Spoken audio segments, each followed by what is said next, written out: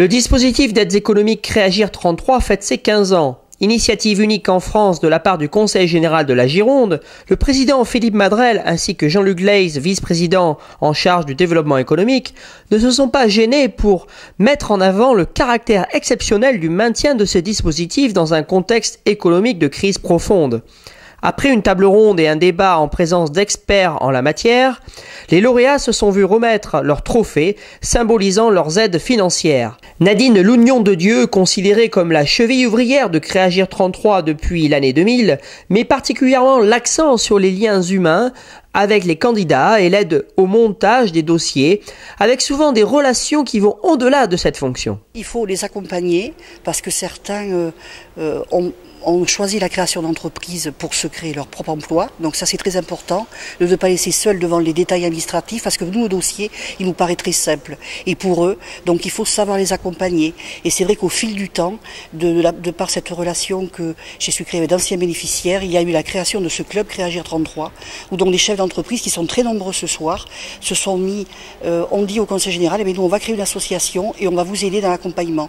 J'essaie le plus possible de rencontrer, donc d'aller sur tout le territoire, de les aider dans l'explication du dossier, de les mettre en relation avec une banque, avec mettons un expert comptable, une structure, parce s'il y a des points que je ne maîtrise pas, je veux vraiment qu'ils aient tout ça, essayer de jouer un rôle dans l'accompagnement en les mettant en contact avec la personne la plus appropriée pour chacun de leurs problèmes ou de leurs difficultés. Pendant et après, parce qu'après l'obtention de la subvention, il y a une convention qui est signée, qui a une durée de 3 ans.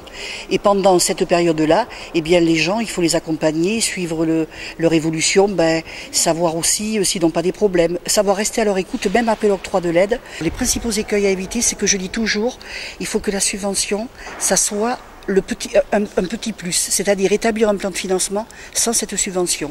Comme ça, lorsqu'ils vont l'apercevoir, ça va leur donner des bouffées d'oxygène. Parce que tous ceux qui sont partis, et je les comprends très bien, parce que c'est difficile d'avoir des prêts bancaires, c'est difficile d'avoir beaucoup de fonds propres, mais ne la comptez pas. Voilà, ça c'est très important.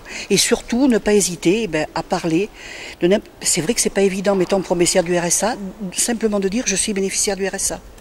Voilà, donc ça, simplement dépasser ça et j'essaie de renouer ce contact avec eux pour leur dire que les accidents de la vie, ça peut arriver à tout le monde. Surtout rendre cette relation très humaine, puisque c'est de l'administratif, avec des dossiers et tout ça, ils ne comprennent pas toujours pourquoi il faut un prévisionnel, mais rendre ce côté humain. C'est surtout l'écoute, voilà, l'écoute, être à l'écoute des gens. C'est peut-être pour ça que je suis la cheville ouvrière, mais non, je crois pas. Je crois qu'on m'a laissé la possibilité d'avoir ce contact direct avec ces gens.